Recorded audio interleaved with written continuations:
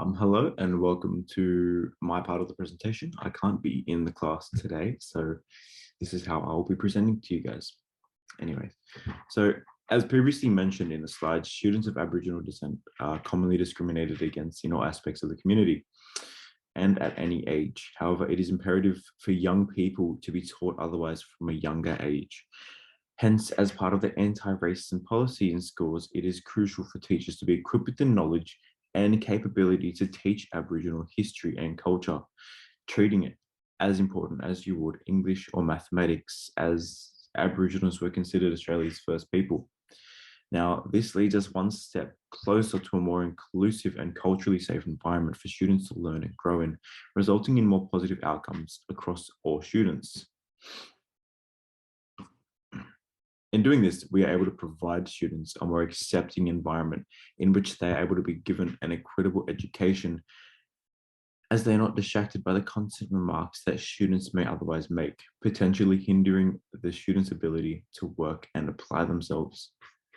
However, this anti-racism policy in New South Wales schools is not strictly related to Aboriginals, as any culture or race is able to experience racism or discrimination, considering 76% of people from non-European backgrounds experience discrimination on the basis of their ethnicity.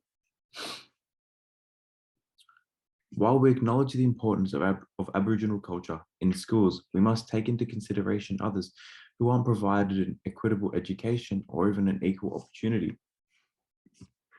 For example, those who come from a refugee background. Now, the government and Catholic Education have funded a program called the Classroom Connect Project. This provides young people from refugee backgrounds assistance throughout their secondary education, providing these students with volunteer mentors and tutors to aid them in the completion of otherwise difficult schoolwork, providing the student with an equitable education, but also opening a wide variety of opportunities they otherwise wouldn't have. Programs such as these are often required, as an individual who comes from a refugee background may commonly experience institutional racism, as they may find adjusting to their new life difficult, typically making them an easy target for bullies. So as this program may not necessarily come across as an anti-racism program, it plays an important role in reducing a student's risk of experiencing racist comments and or actions.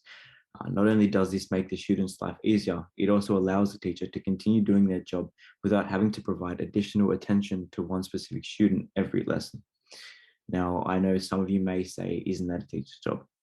In some ways, yes. However, a teacher has an entire class they need to split their attention to equally, although they're unable to do so if one student requires more attention than the rest. So, now, the implications for educators or teachers. Now, teachers are there to ensure that the environment within their classroom is culturally appropriate and safe, regardless of the race of any individual, thus providing any and all students with an equal opportunity to learn. So now there are 5 key ways teachers can do this. Firstly, they must manage any class discussions regarding racism sensitively, or shut it down entirely if it tends to get out of hand. Now, this hinders a teacher's ability to provide students with an education that extends outside the general barriers of the classroom, taking away the educator's ability to encourage critical thinking from a student.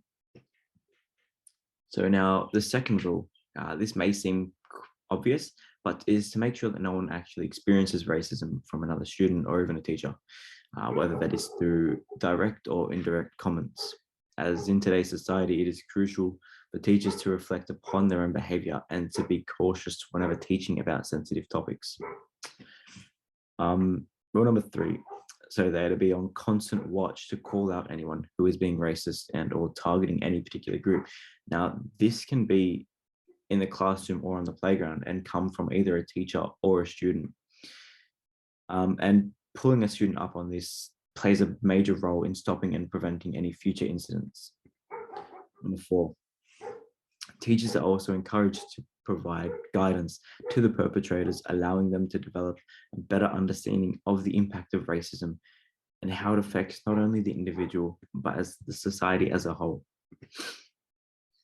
And the 5th and final is to ensure that all teachers are then able to monitor this behavior across multiple classes and ensure there are no recurring incidents. That's all from my end, and I'll leave you guys with Alyssa and Mary for the questions and discussion. Hope you guys learned something from myself, Mary, or Alyssa.